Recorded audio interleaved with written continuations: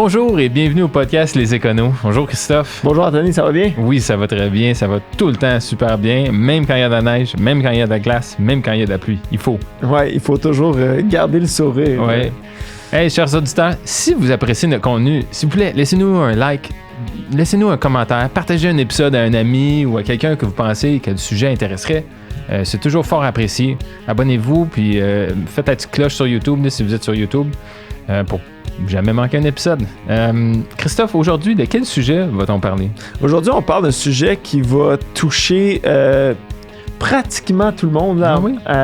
On parle de cybersécurité. Donc, on a une invitée, Emeline Manson, qui a sa propre boîte de formation, de prévention de fraude en cybersécurité.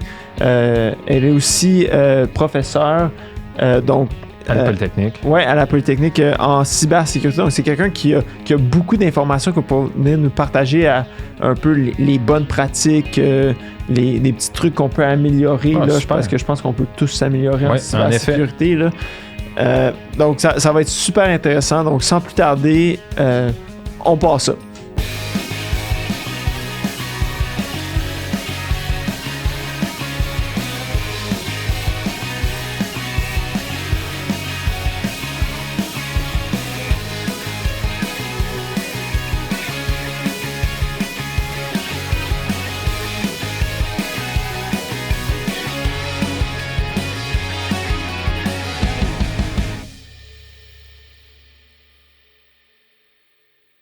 Bonjour Emeline, bienvenue au podcast Les Éconos. Merci beaucoup de t'être déplacée pour venir nous éduquer sur la cybersécurité en général. Je pense que, comme on l'a mentionné juste avant de commencer à enregistrer, le mois de mars, c'est le mois de la prévention de la fraude. Donc, c'est un sujet qui tombe à point. J'aimerais dire qu'on l'a planifié, mais c'est un peu hasard. Donc, pour commencer, parle-nous un peu de ton parcours. Comment est-ce que tu es arrivé dans ce domaine-là? As-tu un parcours qui est particulier ou peu importe? Là? Déjà, en partant, je dirais que la cybersécurité, c'est un domaine très, très large. On met un peu de tout dans ce mot. Ça veut un peu tout dire et plus rien dire au final. Donc, la cybersécurité, c'est très, très large. Moi, je m'occupe de la cybersécurité, mais plus du risque humain. Donc, tout ce qui touche l'humain, les bonnes pratiques en ligne. Qu'est-ce qui m'a fait me diriger vers ce domaine-là? Moi, je suis criminologue de formation. Je suis criminologue. J'ai travaillé longtemps en intervention psychosociale auprès d'une clientèle plus toxicomane, itinérante. Donc, vraiment en relation d'aide, puis vraiment avec l'humain. Puis après, j'ai eu besoin de prendre un pas de recul et j'ai été me former. J'ai été compléter mon bagage avec un certificat en cyberenquête à Polytechnique Montréal, où j'ai aujourd'hui l'honneur, la chance de pouvoir enseigner. J'enseigne maintenant en cyberenquête à Poly. Et c'est là que ça a été vraiment fascinant parce que durant mon bac en criminaux, on n'a jamais parlé du crime sur Internet. T'sais, pourtant, j'ai gradué en 2014. Donc, il y avait quand même de la criminalité en ligne, mais les criminologues focusent très, très peu sur la criminalité en ligne. Et moi, ma supposition par rapport à ça, c'est que en tant que criminologue, on travaille avec le criminel. Puis les crimes en ligne, généralement, c'est peut-être dans d'autres pays. On n'a pas accès comme physiquement, très rarement aux criminels. Donc voilà, j'ai été me former. Ça m'a ouvert la porte du domaine bancaire aussi, où est-ce que j'ai travaillé à la Banque nationale au niveau des fraudes, au niveau des enquêtes. Donc vraiment là, dans le feu de l'action. Puis là, je voyais des clients qui se faisaient avoir dans des stratagèmes. Je suis comme, mais pourquoi vous avez cliqué à cet endroit-là? Pourquoi vous avez communiqué ces informations?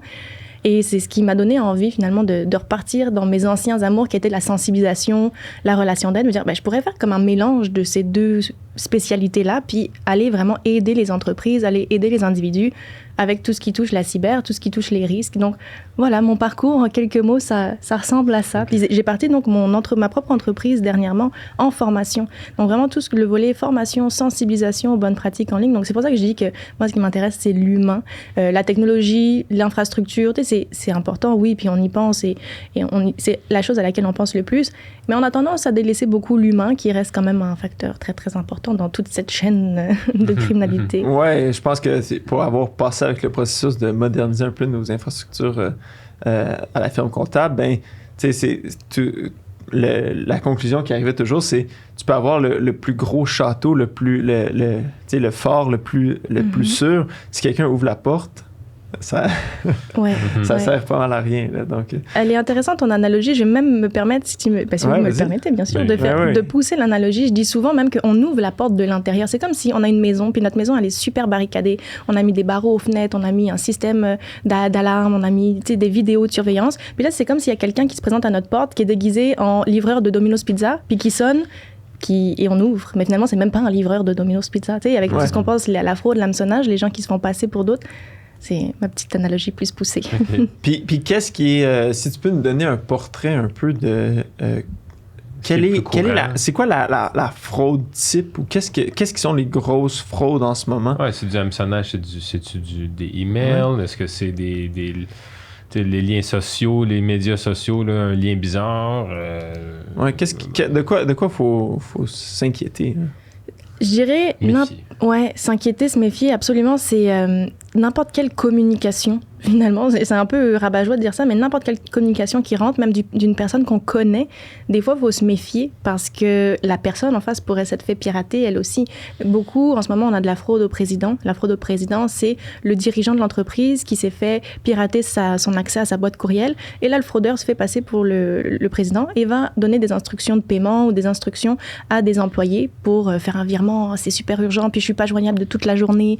Donc, m'appelez pas, envoyez-moi juste des courriels.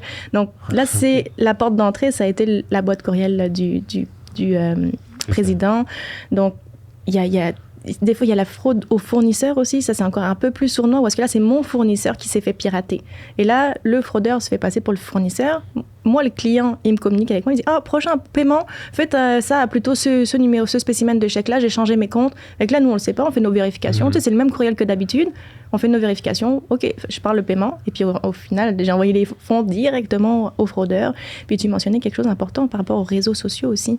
Les réseaux sociaux, de plus en plus, on est sensibilisé au courriel. On dit, le courriel, il faut faire attention. On commence à être attentif. Mais les réseaux sociaux, là aussi, il y a beaucoup de liens qui vont traîner, des pièces jointes, puis des gens qu'on connaît qui se font pirater. Vous avez été témoins probablement tous les deux, les vidéos qu'on reçoit sur Messenger. Est-ce que c'est toi sur ce vidéo? Regarde, regarde qui est mort. Puis là, tu cliques, puis tu deviens toi-même le vecteur du virus. C'est un peu partout. Puis c'est souvent des gens... Moi, je l'ai vu, puis j'ai été chanceux parce que c'était des gens que évidemment m'enverraient jamais. Oui, exactement, tu t'en rends compte. J'ai peut-être parlé à cette personne 2-3 fois dans ma vie, là, donc ça c'était évident, mais qu'est-ce qu'on peut faire pour... mais comment est-ce que ces choses-là arrivent? Comment est-ce que quelqu'un se fait pirater? Y a-t-il quelque chose qu'on peut faire pour éviter d'être la personne qui se fait pirater? Y a-t-il des... Moi, j'aurais 3 recommandations très, très simples de base, puis vous allez pas être étonné de ces recommandations-là, mais vous serez vraiment très surpris du nombre de personnes qui ne les appliquent pas. Ce serait d'abord d'avoir un mot de passe robuste, avoir un mot de passe unique et d'activer le double facteur d'authentification. Selon vous, un mot de passe robuste, il devrait contenir combien de caractères? Là, je vous challenge, là. Mais ouais, ça, évidemment... Moi, j'avais fait le test à un moment donné en ligne. Là. Il y a comme « How safe is my password » Puis là, tu l'essayes.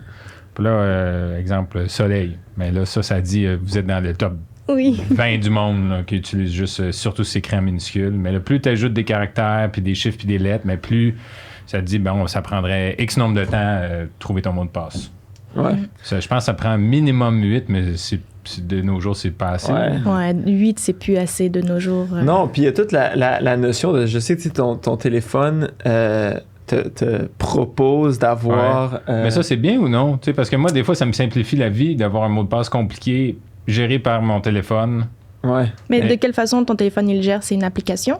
Ben, avec l'iPhone, je sais qu'il te propose comme un trousseau. Un trousseau, puis lui, il dit, c'est écoute, il y a peut-être 40 caractères, tu sais, comme de toutes sortes de façons, mais moi, j'hésite toujours à lancer l'application, puis de dire, oui, OK, je vais prendre le mot de passe que tu me proposes, parce que je me dis, mais là, après ça, c'est Apple a toutes mes passwords. Est-ce que Apple est moins susceptible de ça? Non, c'est un très bon point que vous amenez. Puis je vais donner la réponse à nos auditeurs qui se demandent c'est quoi un mot de passe robuste. Moi, je dirais, et ça c'est ma perception, mais au moins 18 caractères. Fait que c'est vrai que là, ça devient compliqué. Surtout qu'on doit avoir un mot de passe différent pour chacune de nos plateformes, on nous dit.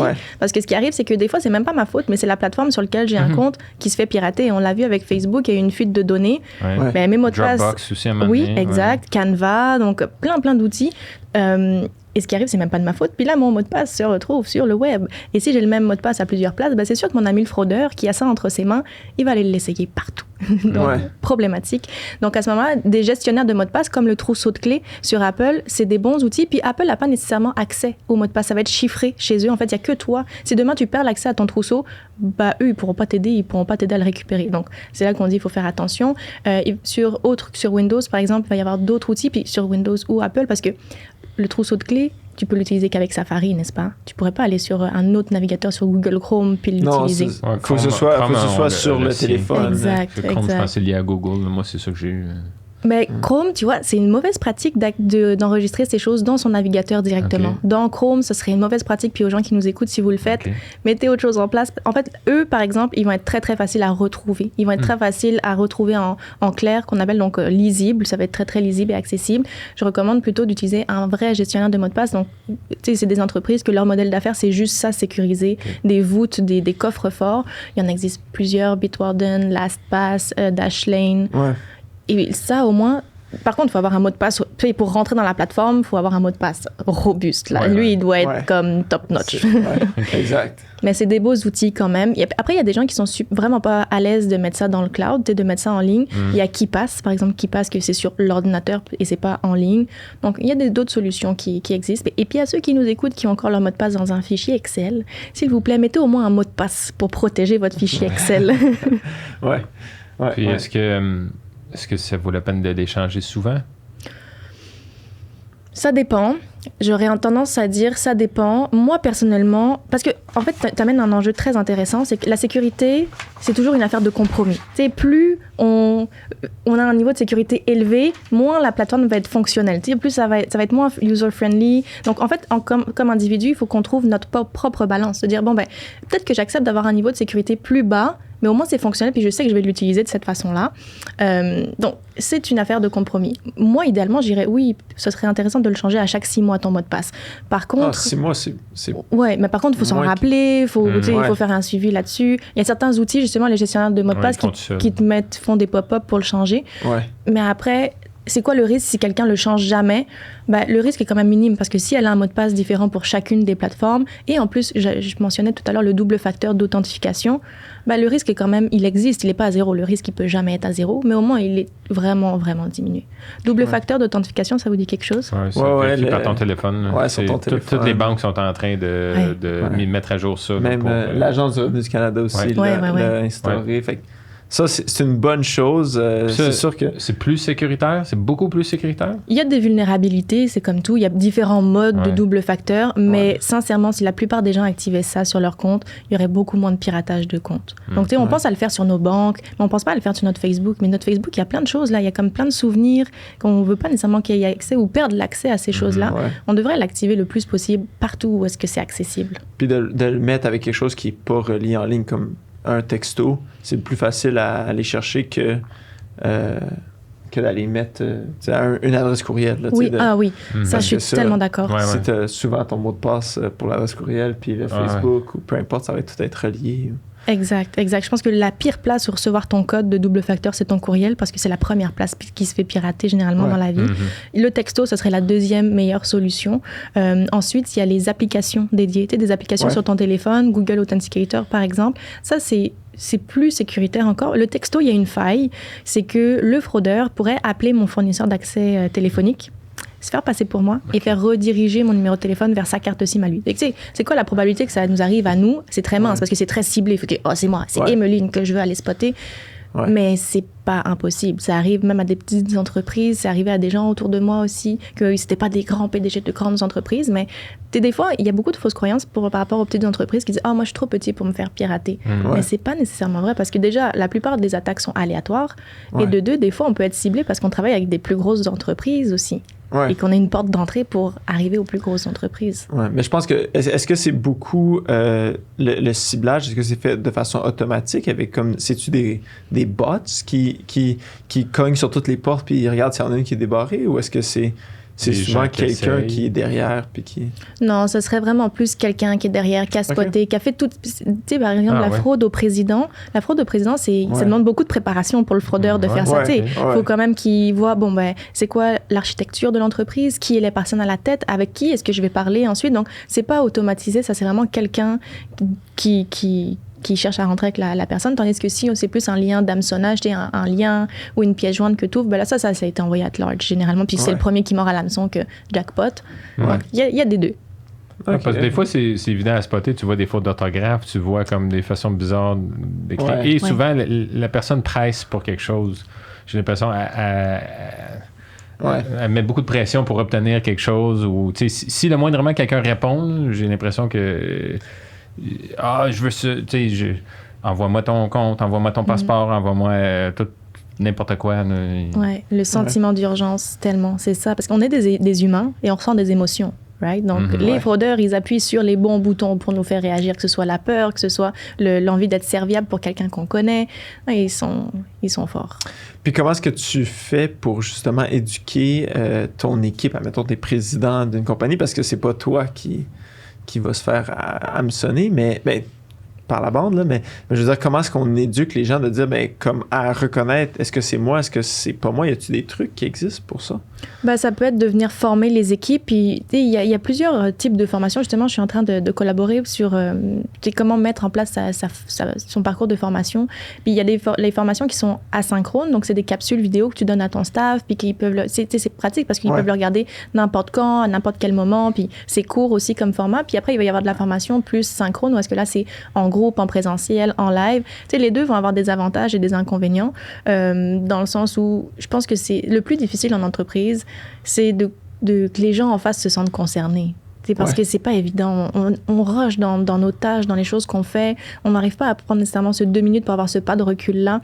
Donc, il faut vraiment aller chercher la motivation intrinsèque de chacun des employés. Moi, j'aime souvent faire le lien. Si j'étais un chef d'entreprise, si j'avais une équipe aujourd'hui, je miserais beaucoup sur la vie personnelle de mon staff. Pas juste sur l'entreprise, mais parler de la cybersécurité dans la vie personnelle de mes employés. De dire, hey, puis voici comment on peut gérer les mots de passe. Parce que est-ce que ça peut toucher le compte d'entreprise si quelqu'un se fait pirater, exemple, sur son téléphone personnel? Est-ce que si c'est sur le même réseau, je sais pas si... moi, exemple, je suis sur le Wi-Fi, chez nous, je travaille à la maison, j'ai mon ordinateur de mon travail, j'ai mon téléphone de job, j'ai mon téléphone personnel. Si je me fais pirater sur mes comptes personnels, est-ce que ça affecte les comptes d'entreprise? Possiblement? Ça pourrait. Il y a plusieurs possibilités. Ça peut être parce que le mot de passe que tu utilisais, c'est le même mot de passe sur d'autres comptes personnels. Est-ce que c'est quelqu'un qui est dans ton réseau à la maison? Donc, à ce moment-là, n'importe quel appareil qui est connecté à ton réseau à la maison serait vulnérable. Okay. Donc, oui. Et le télétravail a amené des gros enjeux. Et la plupart des entreprises fournissent pas nécessairement d'appareils à leurs employés. Fait que les employés sont sur leur ordi personnel. Puis là, ça amène beaucoup d'enjeux. Est-ce qu'un VPN, ça règle beaucoup de problèmes pour les entreprises de dire aux employés, connectez-vous au VPN pour avoir accès aux dossiers de l'entreprise et toute la structure? Ça règle une portion du problème dans le sens où ça vient protéger d'une certaine façon. Si quelqu'un essayait d'intercepter la connexion ou intercepter les choses, ça serait chiffré. Chiffré, ça veut dire que ce serait illisible, ce serait comme encrypté, ce serait du charabia. La personne ne pourrait pas le lire de l'autre bord. Par contre, ça règle pas tout parce que si mon employé clique sur un lien, c'est pas un antivirus, un VPN. Ça va pas empêcher quelque chose de s'installer sur l'ordinateur. Ça va pas, si je suis sur un site web frauduleux puis je donne de l'information, le VPN va pas me protéger à ce niveau-là non plus. Donc, ça règle une portion, comme l'antivirus règle une autre portion, comme le fait d'avoir un mot de passe unique et différent. Unique et différent, c'est la même chose, mais unique et robuste. C'est plein de petites choses à mettre en place, comme un petit casse-tête, puis d'essayer de faire le plus possible son puzzle. Okay. Puis le fait justement d'aller peut-être contrôler, de donner un appareil dédié pour le travail, comme un ordinateur dédié pour le travail, c'est une bonne idée. C'est quoi, toi, ta perspective par rapport à bloquer un site ou aller mettre un certain contrôle sur la navigation web puis les médias sociaux? Mais c'est un super bon point que tu amènes parce que je reviens à mon idée de la sécurité, c'est une affaire de compromis. Si c'est zéro fonctionnel, si l'employé, ça l'empêche de faire certaines tâches, il va trouver un moyen pour le faire. On est des humains, on trouve des solutions, c'est dans notre nature. Fait que si on lui empêche d'accéder à quelque chose puis qu'il en a besoin à un moment M, il trouvera un moyen de le faire. Donc, moi, je suis plus ou moins d'accord avec le fait de tout fermer, de tout débrancher, puis que non, tu peux pas mettre de port USB. Mais si tu bloques le port USB, typiquement de l'ordinateur, l'employé va s'envoyer ça par courriel. C'est encore pire. t'envoyer par courriel. Est-ce que ouais, c'était un autre de mes questions. Le courriel, j'imagine, c'est une des pires... c'est ce qui est le plus facile à intercepter? C'est facile à intercepter, puis on a aujourd'hui beaucoup tendance à confondre boîte courriel et lieu de stockage. Tu sais, on supprime plus nos courriels, on fait juste les archiver. Ouais. Donc ça, c'est problématique parce que si demain je me fais pirater, si quelqu'un a accès à mon compte courriel, ben là, il a accès à tout l'historique des courriels qui ont été envoyés. Ça peut, donc, il y a plusieurs portes d'entrée. Vu que j'envoie le courriel à quelqu'un, ben, la personne de l'autre bord, elle, même chose, ça pourrait être intercepté, ça pourrait être piraté aussi. Donc non, le courriel... Zéro, à aucun moment, il faudrait envoyer de l'information sensible, ou en tout cas d'informations sensibles comme ça. Il faudrait protéger minimalement la pièce jointe par un mot de passe ou protéger d'une certaine façon, surtout l'information sensible. Puis l'alternative, c'est quoi? C'est d'utiliser des trucs comme OneDrive, SharePoint, Google Drive... Ça vient avec un autre risque parce que on donne l'information, si elle est sensible, elle va être sur les serveurs de cette compagnie-là. Donc, si eux, demain, ça fuite, il arrive quelque chose, c'est plus ou moins génial. Donc, ça va être... Moi, je pense que la meilleure idée, oui, c'est d'y aller avec le OneDrive plutôt que par courriel, déjà, parce qu'au moins, on a un meilleur contrôle. On peut retirer l'accès au dossier à la personne en face quand on le veut. Donc, oui. Et si on veut aller encore un peu plus loin, on peut même mettre une couche de protection sur les fichiers. Donc, tu sais, faire un espèce de fichier zip, tu sais, de zipper, puis de protéger par un mot de passe. Puis là, ton mot de passe, tu l'envoies pas par courriel, bien sûr, mais tu peux appeler le client ou le collaborateur, puis lui transmettre par un autre moyen de communication. Ou de partager à travers une double authentification. Oui. À travers un OneDrive. Exact. Tu peux mettre un mot de passe directement dans OneDrive. Oui. OK. Non, c'est des bonnes questions, mais pour en revenir un peu à l'utilisation des trucs personnels, si le VPN, est-ce que tu parlais beaucoup des trucs cloud, est-ce que d'aller vers le cloud, c'est une meilleure idée maintenant que de stocker sur le serveur ou de stocker sur l'ordinateur directement? Est-ce que ces plateformes-là sont autant à risque que nous, on l'est, donc? Elles sont autant à risque, et j'aurais même tendance à dire que du moment où on publie quelque chose sur Internet, qu'on met quelque chose en ligne sur le cloud, ben, il y a un risque. Le risque zéro n'existe pas. Nous, c'est juste de calculer notre risque. Par contre, il y a des gens qui vont beaucoup miser sur le cloud, puis qui vont, tu sais, eux, ils sont vendus cloud, c'est génial. Puis, sauf que si tu n'as pas de backup, puis que, regardez, au mois d'octobre, Facebook a été down pendant toute une après-midi de temps. Imagine...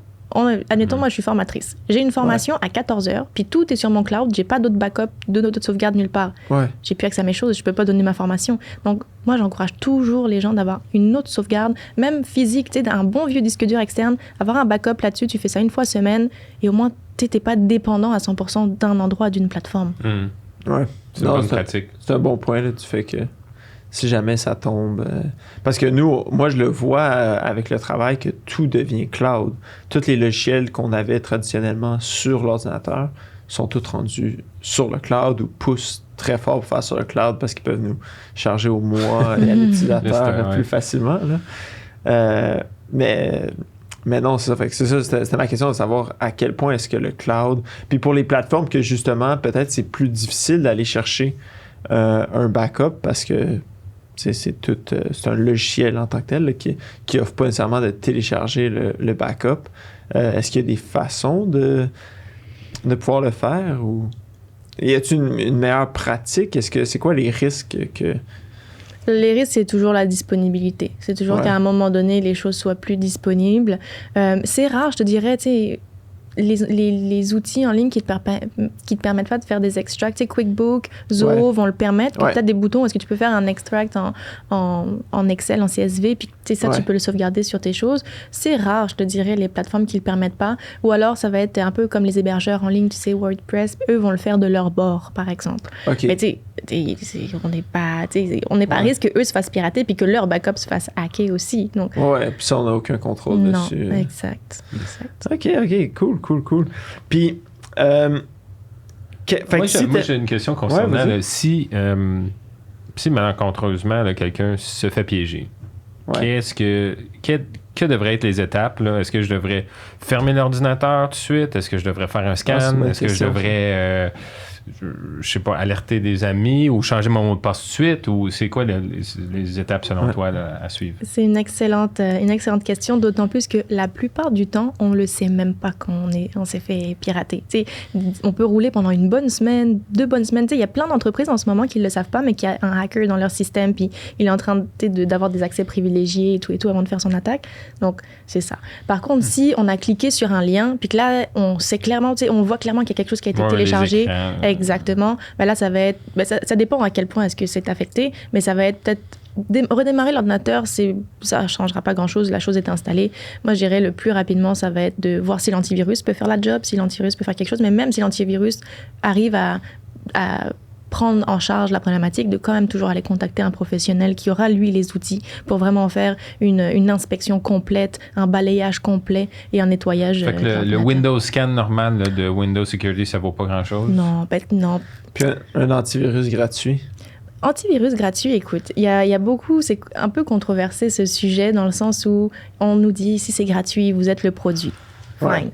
Par contre, en termes de sécurité, ils ne peuvent pas se permettre de ne pas offrir le même niveau de sécurité. Donc, un antivirus gratuit versus payant, ils vont offrir le même niveau de sécurité, ils vont scanner les mêmes virus. Par contre, c'est quoi la contrepartie? C'est quand c'est gratuit, je suis le produit. Donc, généralement, je vais avoir tendance à donner volontairement de l'information sur moi. Donc, tu sais, tout ce qui touche mes données démographiques.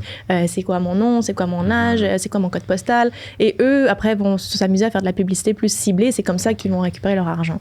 Mais en termes de sécurité, ils peuvent pas se permettre. En tout cas, si on y va vers un antivirus gratuit, y aller vers les grands noms quand même de ce monde, de pas aller avec quelque chose un petit peu qu'on connaît pas. Mais en termes de sécurité, ils peuvent pas se permettre. C'est tout leur modèle d'affaires qui viendrait se déconstruire sinon. Donc, de dire au moins, même si vous voulez pas aller télécharger un qui est gratuit puis qui... Et même sur Mac, il y a beaucoup de fausses croyances de dire « Oh, moi, je suis sur Mac, j'ai pas besoin d'antivirus. » Ça, c'est une fausse croyance. Il y a quand même des virus sur Mac. Il y en a moins, par exemple, parce que il faut voir les criminels comme des entrepreneurs. Eux aussi, ils roulent leur propre business. Hein. Donc, eux, ils vont créer des virus là où est-ce qu'il y a des clients. Donc, aujourd'hui, on a beaucoup plus d'utilisateurs Windows et beaucoup moins de Mac. Mais il reste que ça peut être vulnérable. Puis sur les téléphones, même chose. On peut avoir des antivirus et des scans? Alors, antivirus sur téléphone, j'aurais tendance à dire... de ne pas aller télécharger des antivirus sur le téléphone parce que la plupart des applications dans nos apps sont frauduleuses en soi, donc ça, c'est bof. Mais non, le système d'exploitation des téléphones est quand même fait de façon à ce que ce soit difficile de télécharger un virus dessus, à condition de ne pas télécharger des applications sur des sites web non reconnus, de ne pas cliquer n'importe... Et c'est un bon point que vous amenez. Dernièrement, j'ai un ami qui m'a dit « Ah, j'ai reçu un courriel frauduleux. » Fait que là, je me suis dit que c'était peut-être une bonne idée de l'ouvrir depuis mon téléphone plutôt que mon ordi. Je suis comme « Non, c'est quand même pas une bonne idée de l'ouvrir. » Je sais qu'on est très, très curieux, mais non, de ne pas l'ouvrir non plus sur le téléphone. Lui, il voulait ouvrir un courriel d'hameçonnage pour interagir. Sur son téléphone pour voir. Non. Mais si jamais t'es dans le doute, puis t'es pas certain que c'est de l'hameçonnage ou c'est quoi, on est-tu mieux sur le téléphone ou sur... Aucun des deux. Aucun des deux? Aucun des deux. Ignore. Si on n'est pas sûr à 100%, on est mieux d'ignorer. Je sais qu'on est... En 2022, c'est le FOMO, le fear of missing out. J'ai peur de mais ignore. Moi, dernièrement, j'ai reçu un texto de quelqu'un qui me dit « Ah, pour faire suite à la formation, voici le lien pour faire l'évaluation de la formation. » Puis c'était un texto. Et là, j'étais comme... OK, ça me donne envie de cliquer, mais d'un autre côté, j'ai pas suivi de formation. Oui, c'est un lien surveymonkey.com, mais comme, est-ce que ça me renvoie pour vrai vers ce site web-là? La personne, elle a pas signé non plus. Je sais pas c'est qui. Donc, je me dis, tout bas, tant pis, je répondrai pas à ton sondage, je ne vais pas prendre le risque de cliquer sur le lien. Donc, on ignore. Le plus possible, on ignore. Si c'est quelqu'un qu'on connaît, qu'on peut aller appeler, on a son numéro de cell, on l'appelle pour vérifier. Mais sinon, tant pis, on ignore. OK. Puis sinon, si tu avais 5 trucs à dire comme, OK, comment est-ce que je fais pour... c'est quoi tes 5 réflexes à toi de dire, est-ce que c'est un courriel d'hameçonnage ou c'est quelque chose qui est vraiment légitime? Au niveau du courriel? Ça peut être au niveau du courriel, au niveau de la page web qui est légitime.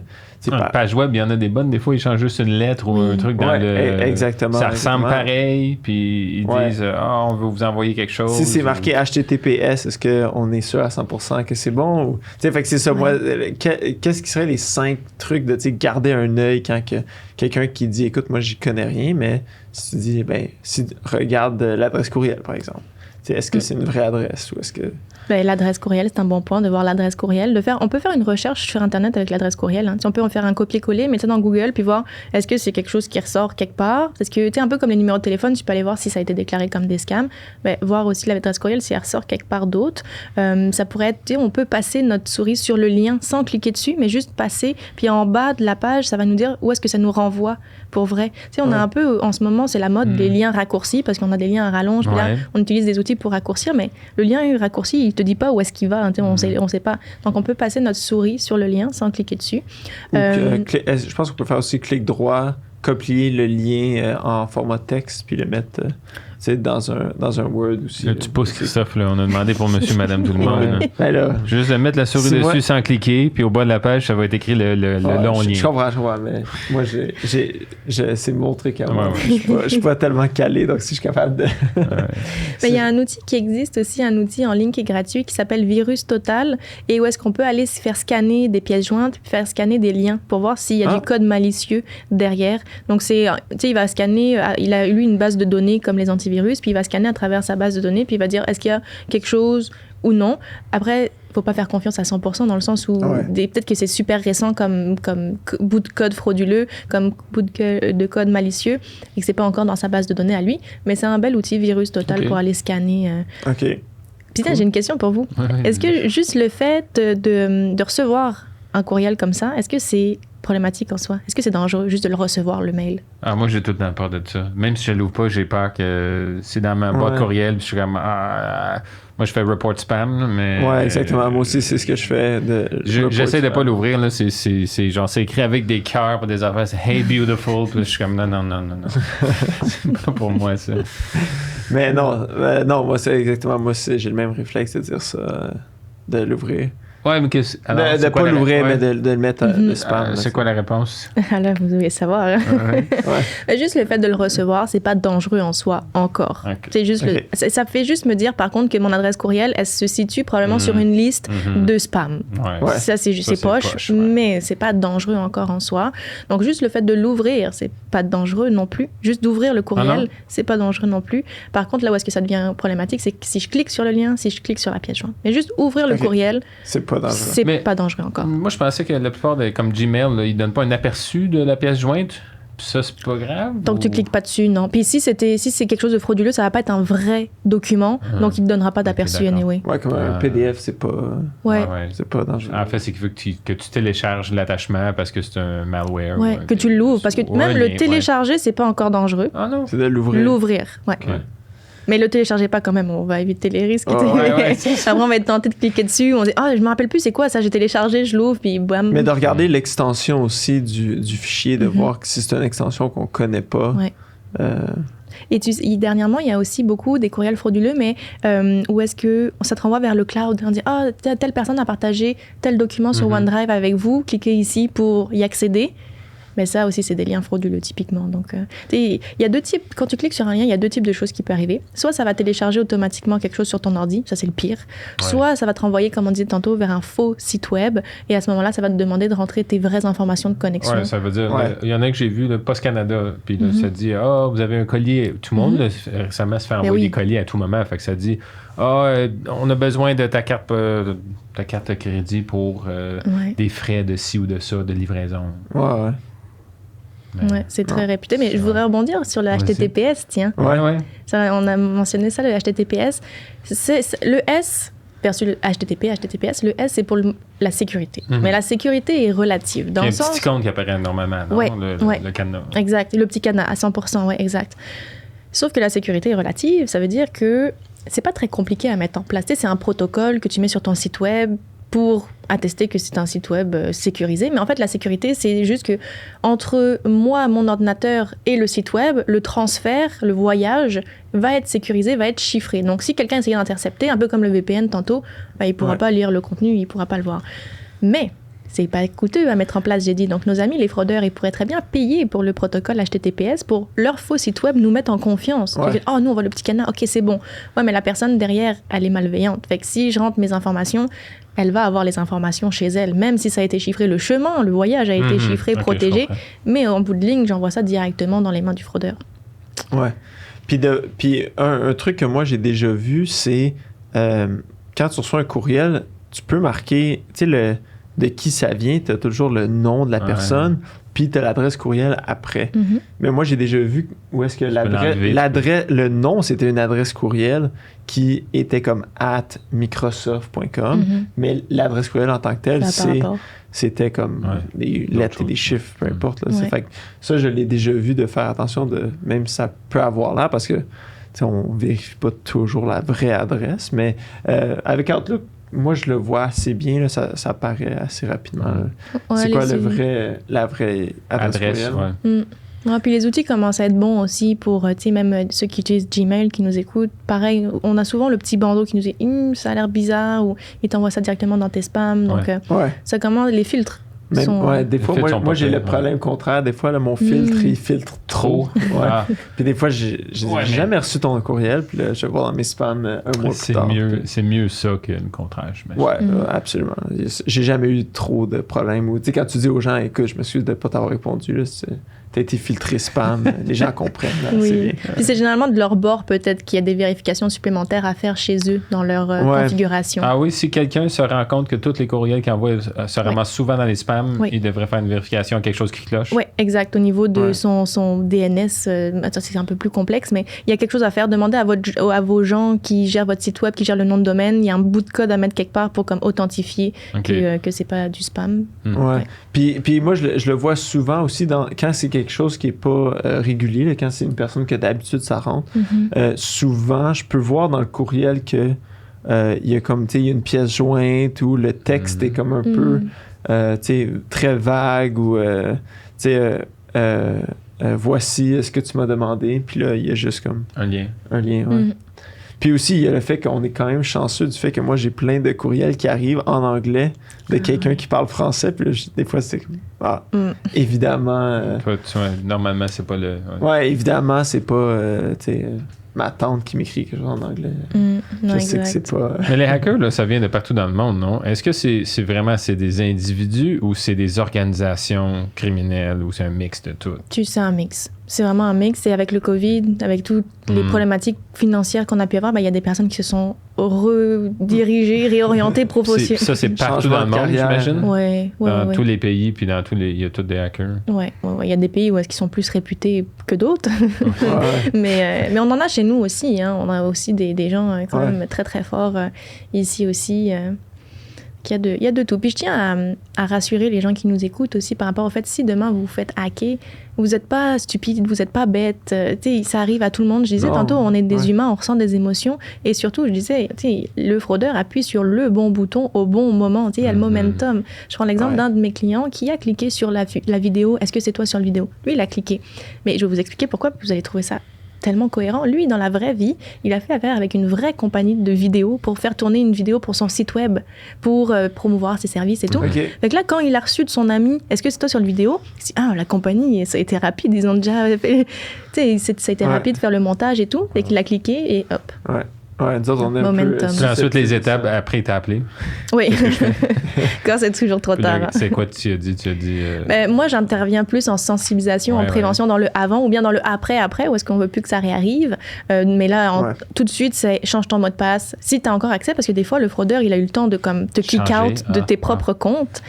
Mais d'aller changer ton mot de passe, d'aller activer ton double facteur d'authentification. Parce qu'il n'y a rien à ce stade-là qui est nécessairement télécharger sur l'ordinateur. On peut toujours aller faire une vérification avec un professionnel pour faire vraiment un gros nettoyage pour être sûr. Mais c'est pas... Ouais, puis une autre question que moi et Anthony, on se posait, par rapport à les réseaux sociaux, puis tu sais, on a tout le temps l'impression un peu qu'on se fait écouter. Fait que tu sais, quand on parlait de tout ce qui est...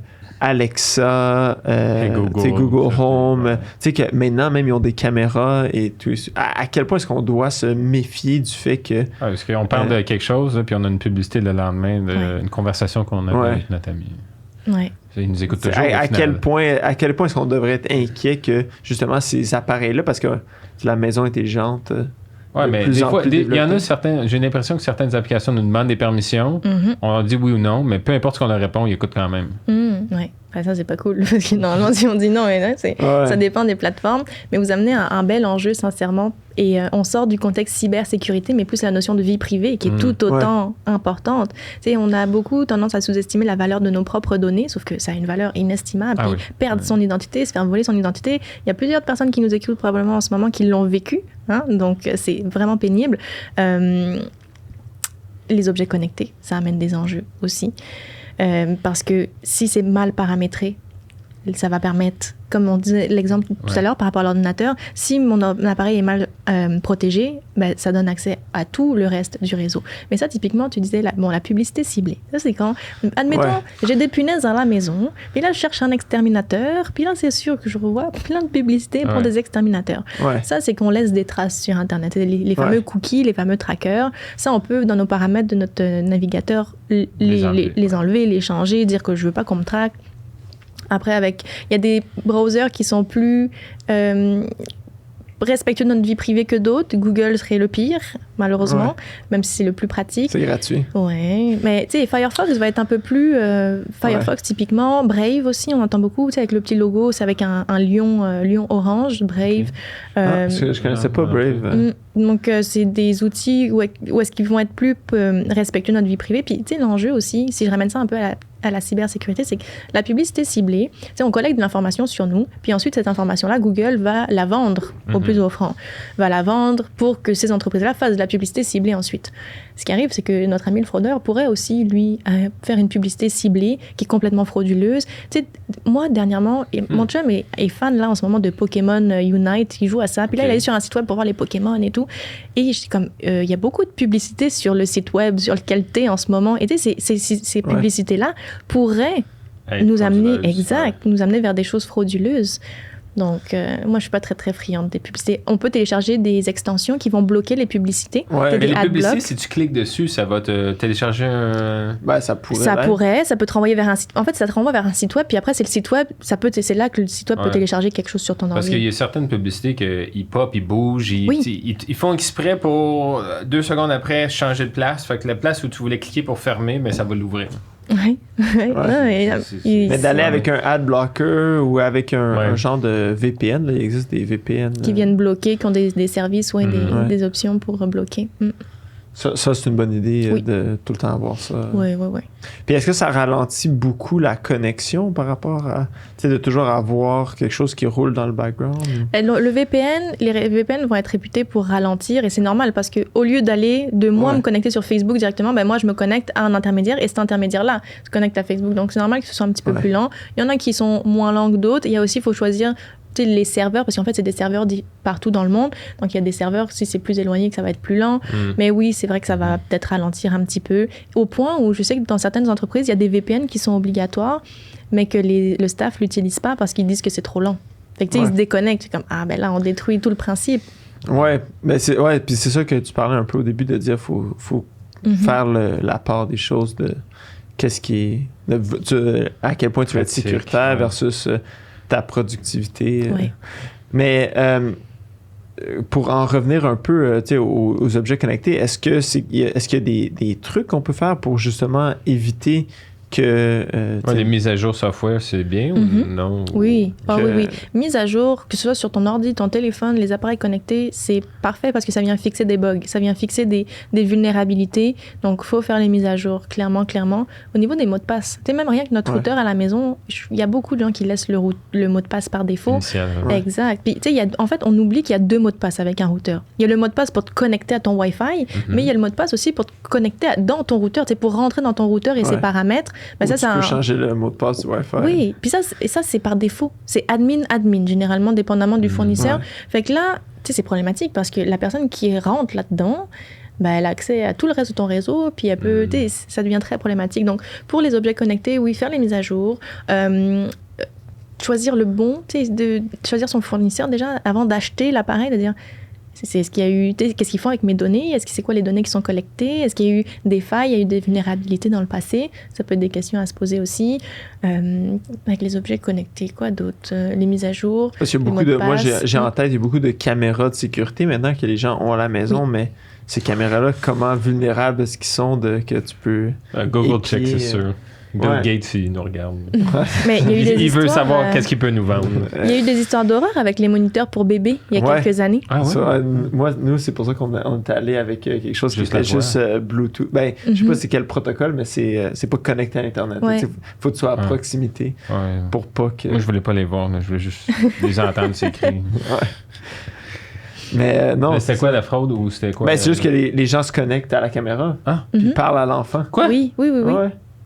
Ils prennent le inconnus. contrôle. Ouais. T'es là, puis c'est ça, des fois, les gens entendent des voix, puis là, c'est comme ça qu'ils réalisent que quelqu'un était connecté à la Ouais, ça, caméra. c'est pas le fun. Ouais. Non. C'est pour ça. Ça, c'est des histoires d'horreur que, puis en plus, on est tellement. Tu sais, on peut être peut-être un peu cavalier avec nos propres trucs. Mais tu sais, Ouais. comme quand ça touche tes enfants, là, peut-être tu fais un peu plus Ouais, attention. ouais. Là. Mm. Puis la même chose aussi, tu sais, les enfants ont des tablettes, là, tu sais, Ouais. Ouais. tout le monde. Ouais, la c'est tellement sécurité pour rendu- les enfants. C'est tellement rendu pratique de passer la tablette à l'enfant, puis Netflix vient s'occuper de l'enfant pendant une demi-heure. Mais tu sais, il n'y a pas juste accès à les trucs. Là. Il y a plusieurs trucs qui peuvent changer. Là, Ouais, donc. mais c'est sûr qu'il y a le contrôle parental qu'on Ouais. peut mettre en place sur les appareils pour venir Ça- gérer ça aussi. Mais plus notre jeune y grandit, là, plus c'est difficile de gérer ça. Hein. Ouais, ça, c'est toute une autre Ouais. problématique qui va falloir... tu sais, là, on parle dans l'entreprise plus, Non, mais- là, parce que c'est plus... souvent, tu as plus d'incitatifs, tu as plus de ressources. t'as Mais plus comme tu de- dis, Emeline, là, c'est probablement la même histoire, c'est la sensibilisation à dire, bon, mais tu sais, tel site web ou tu sais, cette Ouais. personne-ci, est-ce que tu la connais? Est-ce que tu... En parler, c'est ça. Vraiment en un parler. nouvel ami, de Ouais. où, de qui? Tu sais, Ouais. juste poser quelques questions pour être au courant. Exact. Ouais, Mais- c'est tellement... Ça touche tellement à tout, un peu la cybersécurité. Là, notre monde tombe de plus en plus sur Internet. Là, puis... Puis tout l'argent aussi, là, tu sais, c'est pas Ouais. le fun de se faire frauder, nous, perdre de l'argent parce que, bon, il y a des banques, là, comme les cartes de crédit, normalement, je pense qu'ils ont des moyens de... ils garantissent ou, Des OK, tu t'es fait assurances, frauder, bon, c'est pas grave, eux, c'est ça, ils ont des assurances, mais quand même, s'il arrive un incident puis tu perds tout ton argent ou, tu sais, quelqu'un va dans ton compte et manuellement enlève tout l'argent, je sais pas s'ils vont... Non. S'ils vont Moi, j'ai assurer travaillé ça dans le aussi. domaine bancaire, donc si c'est pas de la faute de la banque, ils vont pas rembourser. Ouais. Ouais. Tu sais, l'exemple, je donnais tantôt, la fraude du fournisseur, où est-ce que tu sais, mon fournisseur s'est fait hacker, il me Ouais. transmet d'autres coordonnées bancaires, puis moi, avec mes petites mains, je vais en ligne, puis j'envoie. Mais tu sais, la banque, elle est zéro responsable. Moi, ce type de dossier-là, on remboursait pas habituellement parce que la banque a aucune Ouais, responsabilité. c'est toi qui as changé puis qui a mis son compte. Exact. Ouais. Pareil pour les virements Interac, on oublie, mais les virements Interac, ça, c'est super vulnérable parce que c'est par courriel. Hein? Ou par téléphone. Ou par téléphone, exact. Donc, à ce moment-là, si mon mot de passe, tu sais, j'ai une question réponse secrète, si c'est évident, si c'est quoi la capitale de la France, réponse Paris,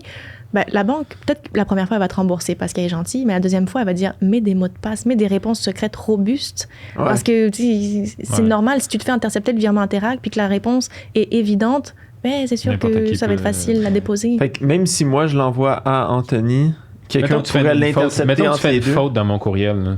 T'oublies un Ouais. point, t'oublies un underscore. Mais même si c'est même si Mais- tu l'envoies pour vrai, Quelqu'un peut l'intercepter. Puis... Ah, ok, je comprends. Mais est-ce qu'il faut que quelqu'un sache que j'envoie un virement Interac ou est-ce que quelqu'un peut avoir quelque chose qui filtre toutes les... Tu sais, il peut avoir une petite puce sur tous nos courriels, puis non. dès qu'il y a Interac qui est flagué, lui, il le sait. Non, ce serait trop complexe à mettre en place. Je dirais c'est plus si ton adresse courriel à toi, Anthony, serait fait prendre hacké, ouais. exact, que le fraudeur a accès à tes Charisme. courriels.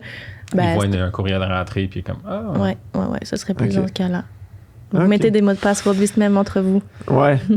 Moi, ça m'est déjà arrivé souvent avec tu sais, ça peut être un ami ou avec mon frère, justement, qui tu sais, va mettre une question qui est tellement difficile que t'es comme, t'as 3 essais. Puis après 2 essais, t'es comme... Tu l'appelles. Tu l'appelles, Ah, là, t'es oui. comme, c'est quoi le mot de passe, là, tu sais? Fait que non, ça c'est une bonne pratique, mais encore une fois, tu sais, c'est à quel point que c'est inconvénient Ouais. versus à quel point est-ce que c'est sécuritaire. Ouais. Mhm. On pourrait le transmettre par un autre moyen de communication, le mot de passe. Tu sais, on pourrait Ouais. l'envoyer par Messenger. L'envoyer pas par message texte ou par courriel, tu sais, si c'est le même endroit que le fraudeur va avoir accès. Mais tu sais, l'envoyer sur Messenger, c'est pas la fin du monde non plus. Et le risque n'est pas de zéro, mais c'est quand même vraiment moins probable. Par contre. Est-ce que Messenger est plus sécuritaire que courriel? Messenger Facebook, là, on parle? Ouais. Ouais. Non. En termes de Non. sécurité, c'est zéro chiffré. Tu sais, tout ce qui se dit, ça s'en va sur les serveurs de Facebook, by the way. Ouais, Donc, puis analyse. voilà. Ouais. Eux, ils voient tout ça. Donc, si on veut vraiment texter des choses un peu plus sensibles ou qu'on veut juste protéger notre vie privée, d'aller plus vers une solution comme Telegram, Signal, WhatsApp, je mets ça entre parenthèses, WhatsApp, parce que maintenant, ça a été racheté par Facebook. Donc, Ouais. voilà. Ouais, À non, quel je point sais c'est qu'il y a eu- encore, Il y a eu un certain révolte là, où les gens disaient que c'était plus crypté comme ça. C'est C'était à la crypté, base. mais tu sais, c'est ça, ils se sont fait un peu prendre la main dans le sac à partager des choses entre Facebook et WhatsApp. Donc, OK. Donc, pour répéter, tu disais Telegram, Signal. ouais, Telegram, Signal, c'est deux beaux outils OK. qui vont être chiffrés. Puis par rapport, quand on parle en entreprise, tout ce qui est comme Teams, est-ce que c'est assez sécuritaire? Teams, je sais pas s'il y en a d'autres, Slack, peu Ouais. importe. Non, ça va quand même. Le risque va être. Le risque n'est pas zéro, mais le risque va être quand même vraiment, vraiment limité. OK. Pareil, avec la vidéoconférence, on le voit avec. C'est des Ouais. gros enjeux, la vidéoconférence. Ben, c'est pas parfait, mais c'est quand même le risque est amoindri. Pareil avec Zoom. Zoom, on peut aller dans les paramètres de confidentialité, d'aller changer puis d'aller cocher pour mettre le chiffrement de bout en bout. Donc, est un Ok. chiffre. Parce que la plupart des chiffrements en ce moment, c'est que oui, la conversation va être chiffrée. Par contre, du moment où c'est sur les serveurs du fournisseur, ça va être déchiffré. Donc, tu sais, si eux, il y a quelque chose, Ouais. c'est poche. Tandis que les chiffrements de bout en bout, end-to-end, c'est vraiment que même sur. Tu sais, c'est vraiment chiffré partout. Il n'y a personne qui peut avoir accès à part le point A, le point B, that's it. Puis ça, c'est juste un réglage qu'il faut aller cocher. C'est disponible sur Teams. Je pense que Teams ça a été activé comme au mois de janvier dernièrement sur Microsoft. OK. Mais Zoom, ouais, il faut aller le paramétrer manuellement. OK. Non, c'est intéressant, là, parce que écoute, il y a 2 ans, c'était une réalité qui n'existait presque pas, puis qui maintenant est pratique courante. Là. Ouais. Mais, Ouais. Ouais, mais je pense aussi les PME, il y a beaucoup d'entreprises qui vont vers le paiement en ligne. Ils vont mettre un produit en ligne, le paiement, tout se fait en ligne. Fait que il y a un gros risque pour les entreprises de se faire hacker, de se faire breacher. Là.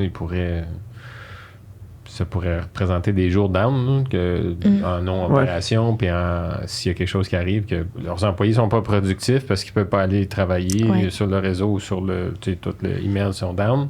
Les paiements ne rentrent pas. Il y a des paiements qui sont peut-être qui ont peut-être été enlevés. C'est tout un mess. Puis la sécurité des données confidentielles. Là. Nous, aussi, on doit faire attention. On a tous les rapports financiers des entreprises. Donc, il faut faire attention là, de bien sécuriser cela. Vous, le plus gros du travail, c'est de sensibiliser les clients de l'autre bord. Parce que généralement, c'est les clients qui envoient ça n'importe comment. Oui. Ben, nous, on est chanceux où est-ce qu'on a des clients qui sont souvent dans les domaines innovants, donc ont une certaine base. Mais oui, on a certains clients qui nous envoient, qui est tout par courriel. Là. Fait que c'est ça, on est en train de mettre en place une situation pour empêcher ça. Puis c'est une plateforme où ils uploadent leurs documents dessus puis ils vous le transfèrent?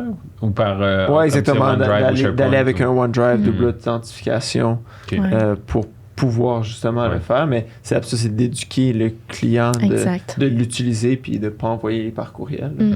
Donc, c'est nos clients qui continuent d'envoyer, d'apporter tout papier qui sont les plus sécuritaires en bout de ligne.